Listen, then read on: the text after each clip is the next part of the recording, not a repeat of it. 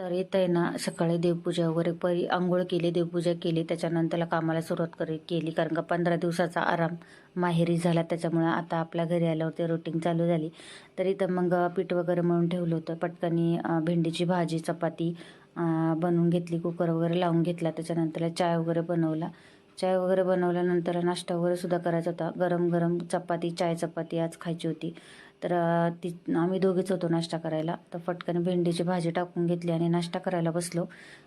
कारण का देवपूजा झाली ना घरात प्रसन्न वाटतो. आणि खरंच 15 दिवसाचा आराम खूप भारी पडलाय. आराम भेटल्यामुळे ना कंटाळा येतोय आता एकदम काम वगैरे करायला. तर घरात पाहू शकता 15 दिवसानंतर ना तर इथं भाजी वगैरे पटापट बनवून घेतली. भाजी टाकल्यानंतरला मग पाहू शकता इथं भेंडीची भाजी. तर तुमच्याकडं कशी बनवतात ते पण कमेंट्स करून सांगा. तर आमच्याकडं कांदा टमॅटो लसूण घालून भाजी बनवते मी. तर तुमच्याकडे कशी बनवतात ते पण कमेंट्समध्ये सांगा मला. तर इथं चपाती वगैरे सुद्धा झाली होती.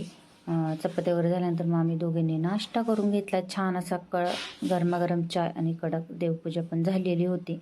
तर कसा वाटला मिनी ब्लॉग नक्की कमेंट्स करून सांगा. इथं कपडे वगैरे धुवायचे, तर कपडे आणि भांडी बाकी होती.